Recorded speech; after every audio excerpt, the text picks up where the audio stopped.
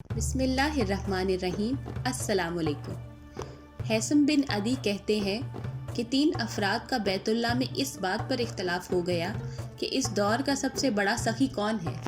ایک نے کہا حضرت عبداللہ بن جعفر رضی اللہ تعالی عنہ، دوسرا بولا حضرت قیس بن سعد رضی اللہ تعالی عنہ ہے، تیسرا بولا نہیں، حضرت عرابہ اوسی رضی اللہ تعالی عنہ ہے۔ گفتگو نے طول کھینچا، ہر ایک اپنے اپنے حق میں دلائل دے رہا تھا، حتیٰ کہ آوازیں بلند ہونا شروع ہو گئیں۔ کچھ لوگ بھی اکٹھے ہو گئے۔ ان میں سے ایک شخص بولا بھائیو، کیوں لڑائی کرتے ہو؟ ایسا کرو کہ ہر شخص اپنے اپنے پسندیدہ شخص کے پاس چلا جائے، اس سے کچھ مانگے اور جو کچھ دے وہ آ کر یہاں بتا دے، پھر اس بات کا جائزہ لیتے ہیں کہ بڑا سخی کون ہے۔ حضرت عبداللہ بن جعفر رضی اللہ تعالی عنہ کا عقیدت مند ان کے گھر گیا اور ان سے کہا اے اللہ کے رسول صلی اللہ علیہ وآلہ وسلم کے بھتیجے، میں مسافر ہوں اور زادِ راہ ختم ہو گیا ہے، مدد کا طلبگار ہوں۔ حضرت عبداللہ بن جعفر رضی اللہ تعالی عنہ اس وقت گھوڑے پر سوار کہیں جانے کے لیے تیار تھے۔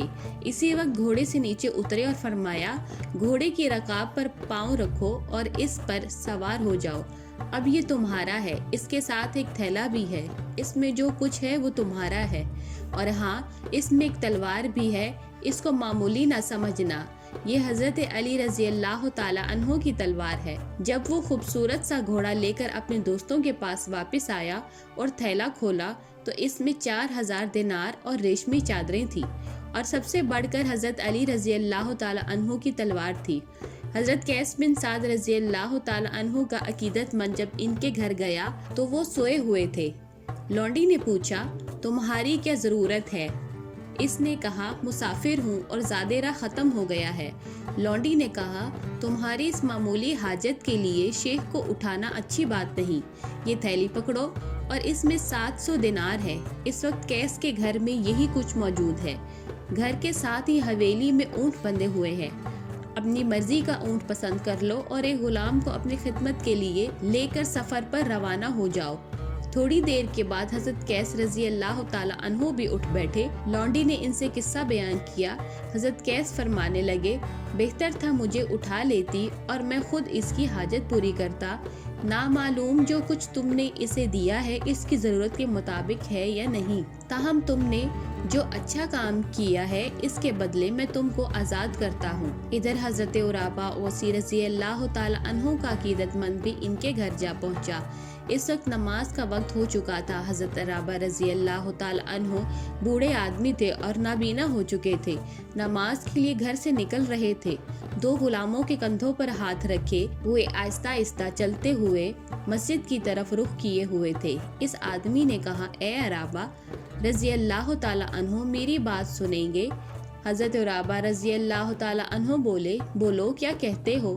کہنے لگا میں مسافر ہوں اور میرا زادِ راہ ختم ہو گیا ہے۔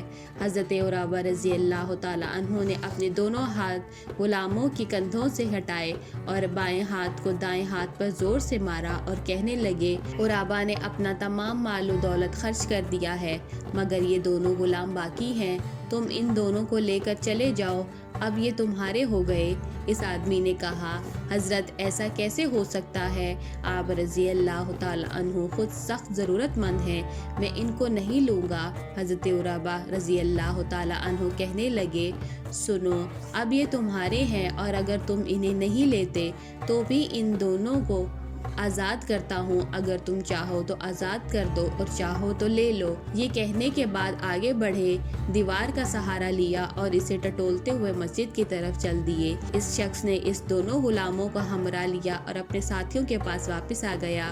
تینوں دوست پھر سے اکٹھے ہوئے اور ہر ایک نے تینوں بزرگوں کے عطیے اور سلوک کا ذکر کیا اور تینوں کی تعریف کی کہ بلا شبہ یہ تینوں بہت سخی ہیں اور اللہ کی راہ میں خرچ کرنے والے ہیں۔